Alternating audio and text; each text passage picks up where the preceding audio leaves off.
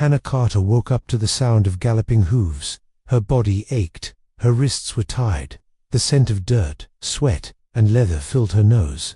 She tried to move, but the ropes bit into her skin. Panic rose in her chest. Where was she? A fire burned nearby, casting flickering shadows on the men surrounding her. They spoke in low voices, their words foreign and sharp.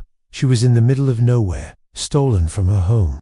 Her breath quickened. Would she ever see her family again? Then she saw him, a warrior standing apart from the rest. His dark eyes met hers. He didn't look cruel. He didn't look kind. He looked like a man who had made a choice that had changed her life forever.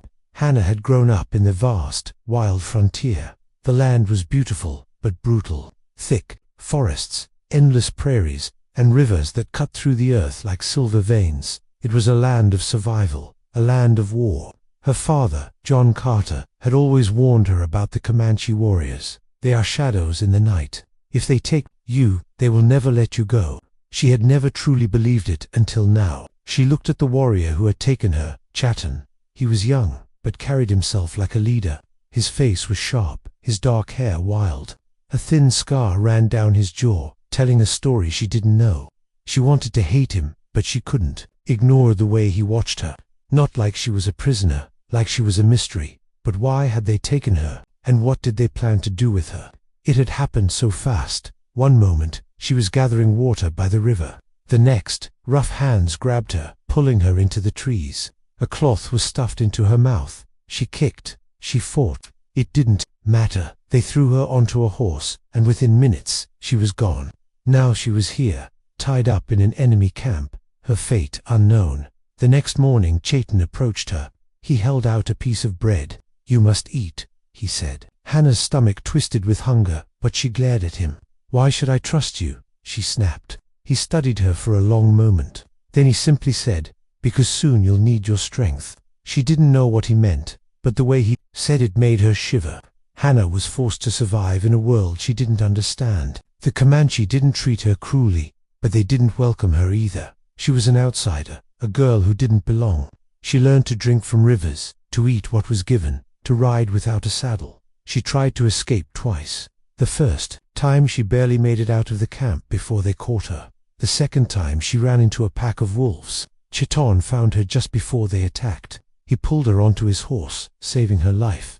"You think this land will show you mercy?" he asked. She didn't answer. She hated him for being right. As the days passed, she noticed something strange. Chatan would disappear at night.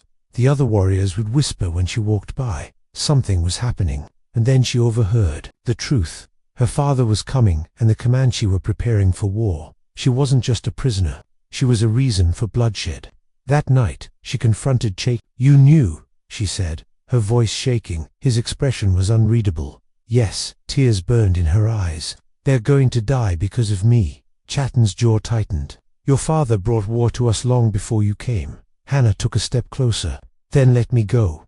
End this." He shook his head. "It's too late." Her breath caught. For the first time, she saw the truth. This wasn't just her story. Chatan wasn't just a warrior. He was a man caught between two worlds. One that demanded vengeance, and one that questioned everything. The war wasn't just about her. It was about him too. The night before the battle, the camp was silent. Hannah couldn't sleep. She found Chatan sitting by the fire, sharpening his knife. The flames reflected in his dark eyes. "Do you want me to die?" she whispered. He didn't look at her. No, her chest ached. "Then let me go." His hand tightened around the blade. "If you leave now, you'll come back." She froze. She wanted to deny it, but deep down she knew the truth. Chatan had become a part of her story, and she had become a part of his.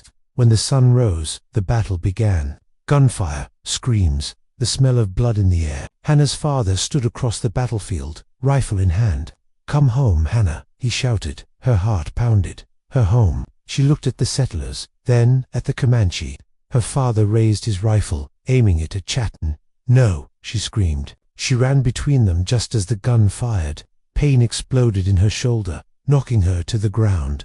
The world blurred. Chatan was kneeling beside her, his hands pressing against her wound. His eyes were filled with something she had never seen before. Fear. Her father stared at her, his face pale. "Hannah," he whispered, You're choosing them. Tears filled her eyes. I'm choosing myself. Silence. Then her father slowly lowered his gun and walked away. The battle was over, but Hannah's war had just begun. The battlefield was quiet. Hannah's body ached, but she stood. Chetan watched her. His face was unreadable. You can leave now, he said softly. She looked at the open land in front of her. Freedom. But something inside her whispered, you're already home. She turned back to Chetan. Without hesitation, she reached for his hand. His fingers closed around hers. As they rode away, Hannah knew one thing for certain. This wasn't the end. Somewhere out there, her father would never stop searching for her. And one day, he would return.